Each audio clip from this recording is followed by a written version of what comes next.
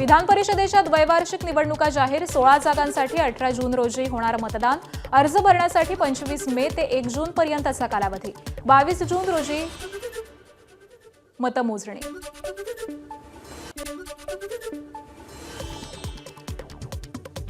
विधान परिषदेत उद्धव ठाकरेंची केवळ 31.58% उपस्थिती। सदस्यांच्या उपस्थितीची आकडेवारी समोर आली। भावना गवळी, रामराजे निंबाळकर यांची सलग 3 अधिवेशनांना दांडी, तर काही सदस्यांचा 90%हून अधिक उपस्थिती राखत आदर्श।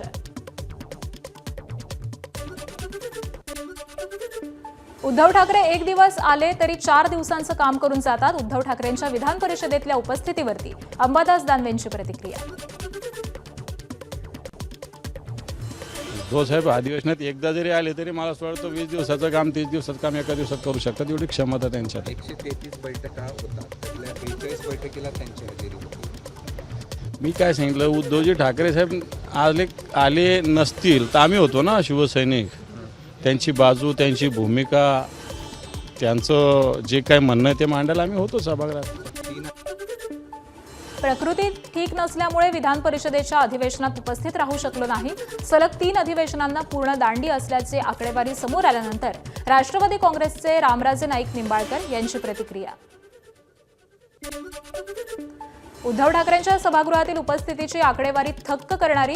प्रतिनिधी जनता कसे स्वीकारणार? मीच राजा आणि सगळ्यांनी म्हणा मला महाराजा, असं फार दिवस चालत नाही। साहेब भाजप प्रवक्ते केशव उपाध्ये यांची टीका। शिवसेना खासदार श्रीकांत शिंदे आज नाशिक दौऱ्यावरती। इगतपुरी, देवळाली, कळवण आणि दिंडोरी विधानसभा मतदारसंघातील पक्ष संघटनेचा आढावा घेणार। आगामी जिल्हा परिषद, पंचायत समिती निवडणुकीच्या पार्श्वभूमीवरती श्रीकांत शिंदेंकडून पक्षाची मोर्चे बांधणी सुरू। 21 आणि 22 मे रोजी पुन्हा मालेगाव, धुळे या भागामधील आढावा घेणार। राष्ट्रवादीत निवडणूक आयोगाला पाठवण्यात आलेल्या पत्रांवरून गोंधळाचं वातावरण। सुनेत्रा पवार यांच्या 2 महिन्यात बदललेल्या भूमिकेवरून उलटसुलट चर्चा। पटेल, तटकरे आगामी काळात पक्षासोबत नसतील तर पक्षाचं भवितव्य एकंदर कठीण असल्याचीही चर्चा। मुंबई गोवा महामार्गाचं काम पूर्ण झाल्याशिवाय टोल वसुली करणं चुकीचं। रोजगार हमी आणि फलोत्पादन मंत्री भरत गोगावलेंची मागणी।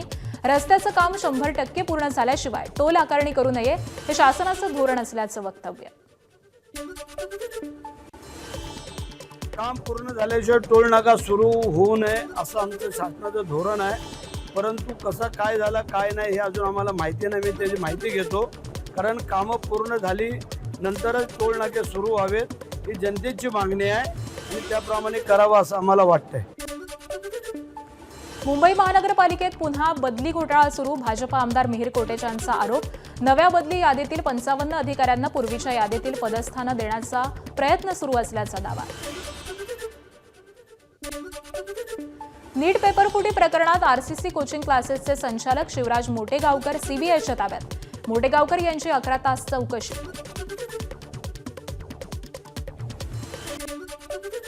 मोटेगावकर यांच्या आरसीसी क्लासमध्ये शिकणाऱ्या एका विद्यार्थिनीची आणि तिच्या वडिलांची सीबीआय चौकशी।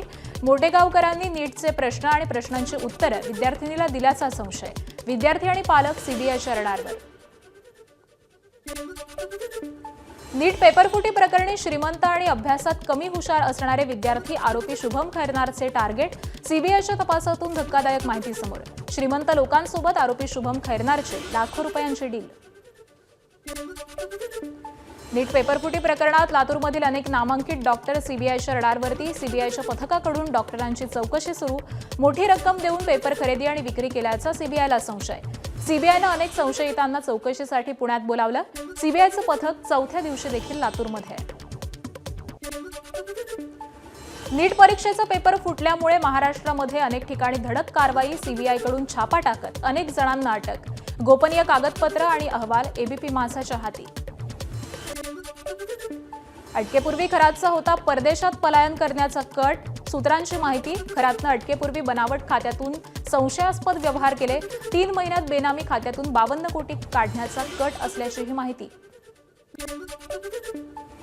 बंधू अशोक खरातचा आज ईडी ताबा घेणार असल्याची सूत्रांची माहिती। सिन्नर कोर्टातल्या आजच्या सुनावणीत होणार ईडी ताब्याचा फैसला। खरातच्या बेनामी संपत्ती, मनी लॉन्ड्रिंग या प्रकरणाचा ईडीकडून स्वतंत्र तपास। बंधू अशोक खरात आणि नामकर्ण आवारेची पोलीस कोठडी आज संपणार. खरात आणि नामकर्ण आवारेला आज सिन्नर न्यायालयामध्ये हजर करणार. खरात आणि आवारेनं जगदंबा पतसंस्थेच्या माध्यमातून मोठा गैरव्यवहार केल्याचा आरोप. तिकडे रुपया त्याच्या सर्वाधिक नीचांकी पातळीवरती आलाय. डॉलरच्या तुलनेमध्ये रुपयाची ऐतिहासिक घसरण झाली. डॉलर 96.17 रुपयांवरती आहे. चांदीच्या दरात 7,000ची वाढ. चांदी प्रति किलो 2,70,000वर. चांदीच्या आयातीवरती केंद्र सरकारनं बंदी लावल्याचा परिणाम. चांदीच्या आयातीबाबत केंद्र सरकारचा मोठा निर्णय. आयात शुल्कात वाढ झाल्यावरती चांदीच्या आयातीवरतीही केंद्र सरकारचे निर्बंध. चांदीच्या आयातीबाबत घेतलेल्या निर्णयामुळे देशातील सराफा बाजारावर आणि उद्योग व्यवसायांवरती परिणाम होण्याची शक्यता. उन्हाच्या तडाख्यामुळे बाजारामध्ये भाज्यांची आवक घटली तर इंधन दरवाढीमुळे भाज्यांचे भाव वाढले. टोमॅटो, गाजर, वाटाणे त्याचबरोबर गवार यांच्यासारख्या काही भाज्यांचे भाव वाढलेत तर बहुतांश भाज्यांचे भाव हे स्थिर आहेत. इंधन दरवाढीमुळे फूड डिलिव्हरी सर्व्हिस देणाऱ्या कामगारांना आर्थिक फटका. त्यामुळे भविष्यात घरपोच खाद्यपदार्थ वितरण, पार्सल सेवा ही महागण्याची शक्यता. निवडणुकीआधी इंधन दरवाढ केली असती तर भाजपला मोठा झटका बसला असता. म्हणूनच निवडणुका पूर्ण झाल्यावरती सर्वसामान्यांना महागाईचे चटके दिले जात आहेत. काँग्रेसचे राष्ट्रीय अध्यक्ष मल्लिकार्जुन खरगेंची पंतप्रधान नरेंद्र मोदींवर टीका. वाशिम जिल्ह्यात अनेक ठिकाणी पेट्रोल पंपावरती डिझेल मिळवण्यासाठी वाहनधारकांची मोठी गैरसोय होत असल्याचे चित्र पाहायला मिळत आहे. लिटरभर डिझेल मिळणं हे कठीण झालंय. डिझेलच्या तुटवड्यामुळे अनेक डिझेल वाहनांची चाकं थांबण्याची वेळ आली असून याचा परिणाम सर्वसामान्य नागरिकांसह वाहतूक व्यवस्थेवरती देखील होताना दिसतोय. राहणार शेनगावचा आहे. मी मुंबईवरनं माल घेऊन आलोय. मला एकही पेट्रोल पंपावर डिझेल नाही भेटलेला आहे. आता मला नागपूरला जायचंय. मी वाशिममध्ये उभा आहे. आता मी 10-12 पेट्रोल पंप धुंडत आलोय पण एकही डिझेल भेटलं नाही मला पंपावर. हिंगोलीत खरीप हंगामाच्या तोंडावर डिझेलचा गंभीर तुटवडा. जिल्ह्यातील अनेक पेट्रोल पंपावरती डिझेलचा साठा संपल्यानं शेतकऱ्यांची मोठी गैरसोय. गोरेगाव इथल्या पेट्रोल पंपावरती डिझेलसाठी शेतकऱ्यांनी कॅन घेऊन लांबच लांब रांगा लावल्या. 6 ते 7 तास उलटून देखील अनेकांना डिझेल मिळालं नाही. त्यामुळे संतप्त शेतकऱ्यांनी प्रशासन आणि तेल कंपन्यांविरोधात नाराजी व्यक्त केली आहे. आता आम्हाला ही सरकारकडून ही अपेक्षा नव्हती, पण आता आमच्यावर अशी वेळ आलेली आहे की आता आमची लय बिकट परिस्थिती आहे. ट्रॅक्टरवाल्याला डिझेल भेटेना, आम्हाला ट्रॅक्टर भेटेना शेतात काम करायसाठी. जून महिना 10 दिवस राहिला. शेतीची मशागत कशी करायची, कोणती पेरणी करायची याच्यानुसार शेतीची मशागत जर नाही झाली तर शेतकऱ्यांनी पेरायचं कसं. बीडच्या गेवराईत एका महाराजांना झालेल्या मारहाण प्रकरणी उपमुख्यमंत्री एकनाथ शिंदेंकडून कारवाईचं आश्वासन. एकनाथ शिंदेंकडून व्हिडिओ कॉलद्वारे मारहाण झालेल्या कैलास महाराज आनंदे यांच्याशी संवाद साधत तब्येतीची विचारपूस. नागपुरातील संघ मुख्यालयापासून 1.5 किलोमीटर अंतरावरती कोठी रोड परिसरामध्ये गोळीबाराची घटना. रात्री 11:30 ते 12च्या सुमारास गोळीबार. 3 दुचाकीवरती आलेल्या 6 जणांनी 2दा गोळीबार केला. रवी मोहतो, गंगा काकडेन गोळीबार केल्याची माहिती आहे. तर वर्चस्व दहशत पसरवण्यासाठी गोळीबार केल्याचा अंदाज आहे. अमरावतीत जुन्या वादातून युवकाची हत्या. गुन्हे शाखेनं 3 आरोपींना घेतलं ताब्यात. कोल्हापूर गेट हद्दीमधील झेंडा चौक, माळीपुरा या परिसरामधील हत्येची घटना आहे. भंडाऱ्यात देशी कट्टा आणि जिवंत काडतुसासह एकाला अटक. आरोपीवरती विविध पोलीस ठाण्यात अट्टल गुन्ह्यांची नोंद. पुण्यातील रिक्षातून गांजा विक्री करणाऱ्या चारुदत्त चव्हाणवरती कारवाई. 35 किलो गांजासह रिक्षा जप्त. गेल्या 25 वर्षांपासून आरोपी गांजा विक्री करत असल्याचं उघड. किल्ला रायगडवरती 50पेक्षा जास्त दारूच्या बाटल्यांचा खच. शिवप्रेमींकडून संताप घटनेचा निषेध. प्लास्टिक कचरा त्याचबरोबर अस्वच्छता आढळून आल्यामुळे शिवभक्तांकडून नाराजी व्यक्त. गडावरती सुरक्षा व्यवस्था आणि नियंत्रण यंत्रणा अपुरी पडत असल्याची ही खंत. अकोल्यातल्या वाशिम बायपास परिसरामध्ये 2 उभ्या वाहनांना आग. समीर गॅरेज समोर दुरुस्तीसाठी उभ्या असलेल्या कारला आग लागली. बाजूलाच उभं असलेलं वाहन देखील आगीच्या आटोक्यात आलं.